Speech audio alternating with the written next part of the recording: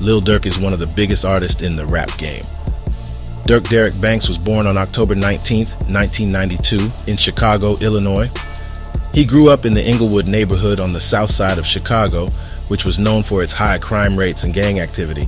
His father, Dante Banks, was sentenced to life in prison in the early 1990s for cocaine distribution and was caught with $8 million in his possession. He received a lengthy sentence after he refused to snitch on Gangsta Disciple co-founder Larry Hoover. During his absence, life was rough for Lil Durk. He was 7 months old when his father got arrested, and having food on the table was a thing in most households, especially when the breadwinner is gone. Even though Lil Durk's early life was a struggle, this may have also gave him the drive and determination to succeed. From a young age, he was interested in music and started rapping as a teenager. In the streets, he hung around the rappers Chief Keef, Lil Reese, Rondo, and others who all began to release music and make themselves relevant with the new music that was coming out of Chicago. He quickly gained a following in Chicago's hip-hop scene, performing at local shows and releasing music on the internet. In 2010, Lil Durk formed the group OTF and started taking his career more seriously. He had dropped out of school, had a kid, and joined the Black Disciples gang almost all at once. Soon after that is when his legal troubles started too, and he wound up serving time in October of 2011 due to gun charges, including possession of a firearm with a defaced serial number. He later pleaded guilty to a reduced charge of aggravated unauthorized use of a weapon, according to court records. Despite everything, he still had his debut mixtape, I'm a Hitter, released. The mixtape was raw and a little unpolished, but it had let you get to experience Chicago's South Side. It featured King Louie, Fredo Santana, and Lil Reese. He then followed this up with several more mixtapes, including Life Ain't No Joke in 2012 and Signed to the Streets in 2013, which continued to get his buzz up. At the time, Chief Keef was big and wanted to sign him, as well as French Montana, who was also looking to do something with him, but things didn't fall through. In 2013, Lil Durk signed a record deal with Def Jam Recordings. Fast forward to May 31st, 2014, Durk's cousin, rapper OTF Nunu, was murdered. Then, on March 27, 2015, OTF Chino Dollar, Durk's friend and manager, was also shot dead. After legal issues and the streets taking its toll on him, he focused on his music and released his debut studio album, Remember My Name, in 2015.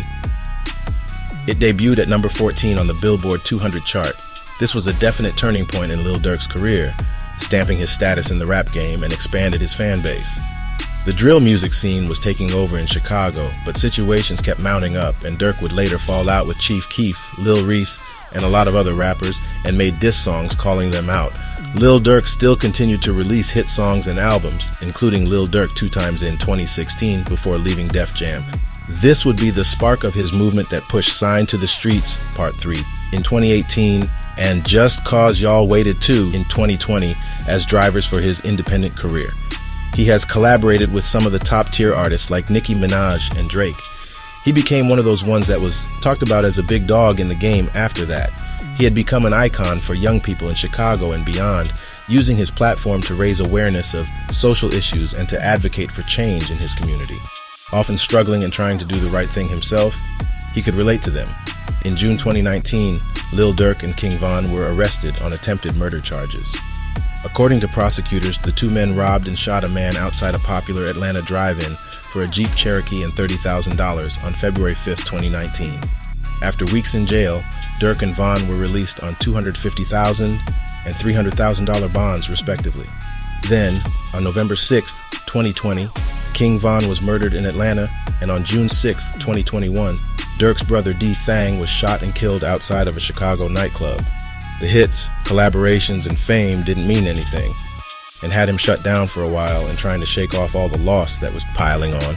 He himself, in the early hours of July 11, 2021, was targeted in a home invasion where he and his then-girlfriend exchanged gunfire with the suspects. Nobody was harmed, and the suspects fled the scene. A year later, in October 2022, the charges against Durk were dismissed, and as of late, the only thing that has been in the forefront sharing time with his music accomplishments is his beef with rapper NBA Youngboy, who he's been going back and forth with Durk online for some years now. Even Lil Durk's ex-girlfriend has gone at Youngboy online recently. Outside of that, Lil Durk is making moves in several industries and is established as a household name. Lil Durk has 6 kids, his father has been released from prison, and his music career isn't stopping anytime soon. He's solidified amongst his peers, fans, and probably working on his next project.